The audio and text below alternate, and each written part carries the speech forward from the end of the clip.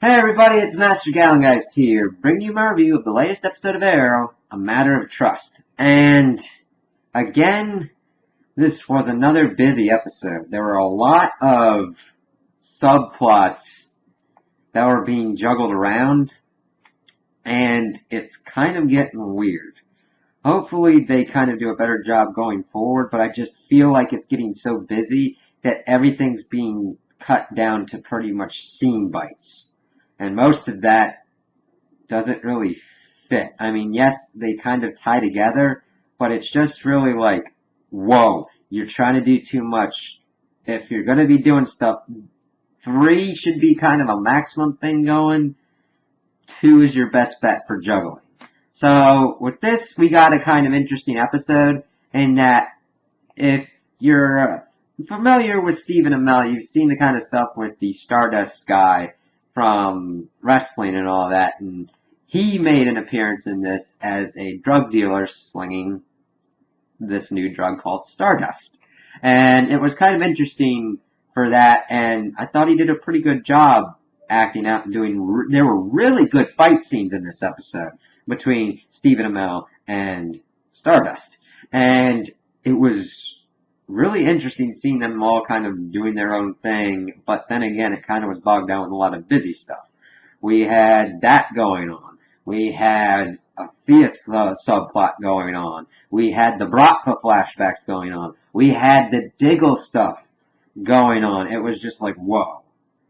But I like what they've been trying to do with Oliver in this season, in that trying to find the best balance of the vigilante that'll kill and the Green Arrow persona that he's been trying to put forward. He's still trying to balance that out, and that's still the best core of the show, and trying to put that back forward. But it's being bogged down by relationship stuff that sometimes doesn't make sense. That mainly bogs down to Diggle. And he feels a lot of guilt over killing his brother, but yet it's never really shown like that.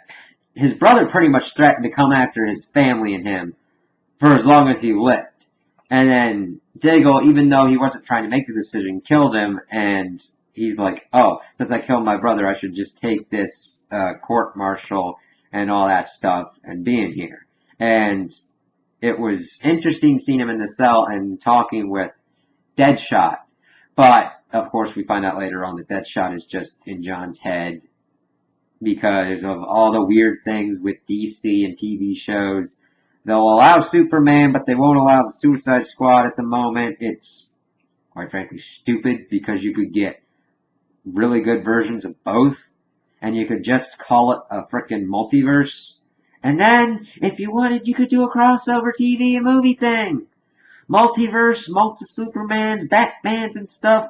That's kind of what happens in the comics. Granted, on a kind of different scale, these would be kind of more similar, but I mean, you could have different kind of things fighting and it would have been awesome. But, no, they've got to hamstring the frickin' TV shows to try and do the best that they can with what they've got. So, that kind of goes into, it's like, having Deadshot there would have been interesting. And then, of course, seeing Diggle talking with Lila and saying he doesn't want out and all that. And then Lila going to Oliver, wanting him to break Diggle out and kind of get him back on track. And that I was kind of okay with, getting Oliver into being the man of action, doing more stuff. And we also were seeing him training his team and everything. And, of course, he's like, the central core of this issue was trust. And he was like, okay, watch what I'm doing when I'm interrogating this dealer. Study it, figure it out. And of course, I don't think Oliver's truly, I mean, he's going a little bit into overreaction territory, but after he's seen what happened with Laurel, which you have to admit was the kind of way that it was going to end because she wasn't trained very well. And I say that kind of more in constraints with the show because they had to get her out there to put her on the team. And he doesn't want that lack of training to kill his new recruits. And of course, we get Wild Dog acting like Oliver, going on to a recon mission, and then pretty much I don't know if he was killing people, but he had guns and he was shooting people. And it wasn't exactly clear if he was just taking them out or if he was just if he was like taking them out of commission or killing them. Because with John, we kind of had a better kind of distinction because he's military. He'd know where to shoot non-vitals.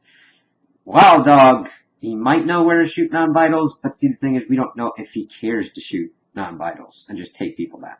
So him and the Black Canary got in there, things ensued, and of course the Stardust guy got thrown into a vat and became a new metahuman. It's like, yes, this is why we train, so that we don't accidentally create metahumans.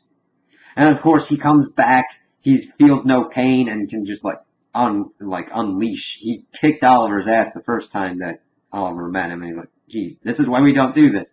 And Felicity's like, you should trust these people and give the trust, so that way there's the only way that they can learn and everything. And what your team does is on you, so you kind of created it. I'm like, that's warped logic.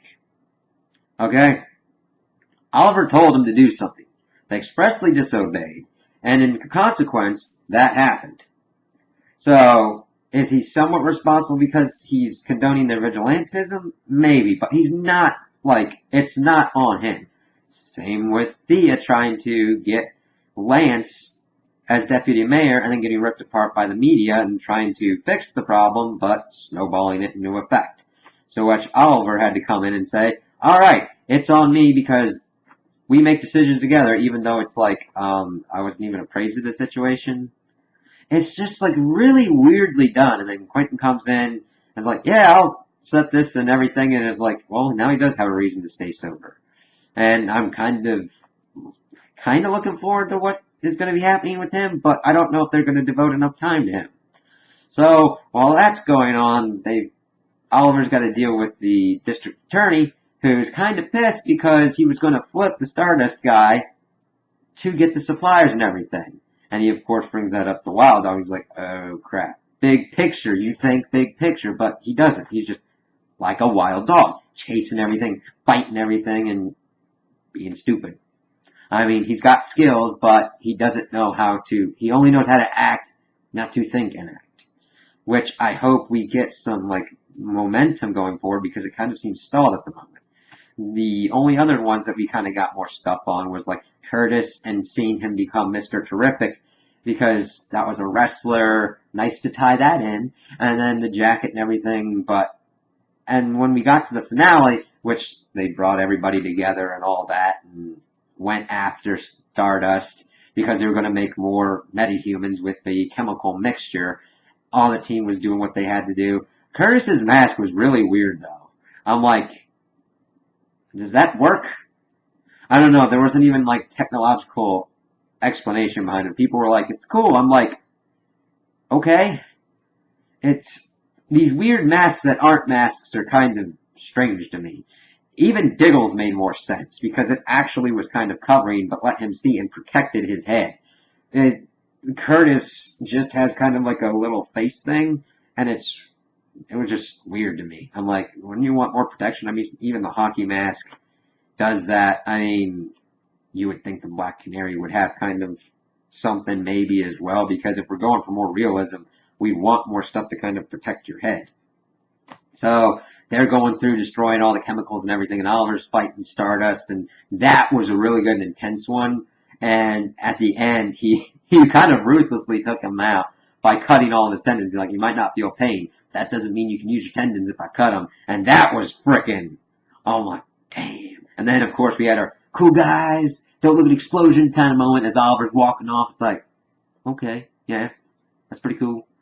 And that's kind of where that was resolved. We also saw Felicity talk with the ragman Rory and explain that she was the one that aimed the missile at Haven Rock to reduce casualties. And of course, that didn't really lead to anything, but overall throughout the episode, I kind of liked what they were doing with Rory. It's kind of strange that you kind of want to focus on the other characters, but he's the one that's getting kind of the most development. And also with the Bratva that was going on, that was the other concept of trust, and he's talking to Anatoly, he's like, then why did you kill those men? And they were men the Bratva wanted to kill. because they needed to kill them because Brock was brotherhood, that we trust each other. So Oliver turned his back as they had this knife ceremony where he doesn't know if they're going to stab him or kill him or just do something. So they gave him the slash mark showing that he was with the brothers, that he was in part of the brotherhood. That if one thing happens to one person, it happens to all of them and they get retribution. And that's the kind of army he needs to go after Kovar. And that's the most kind of interesting stuff to me, at least at the moment, that they're doing a real good job with the Brock Clan. I want more of that. But overall, it's like you're kind of trying to do too much too fast, and that you're not focusing on the right things. You're focusing on drama for the sake of drama. And that's kind of not my bag of tea. That's not what the writer should be focusing on. But we'll have to see where this goes. So, those are my opinions on the episode. Tell me what you guys think in the comments below. If you liked it, if you didn't like it, if you agree with me, if you disagree with me. Also, like and subscribe, and I hope you have a good day.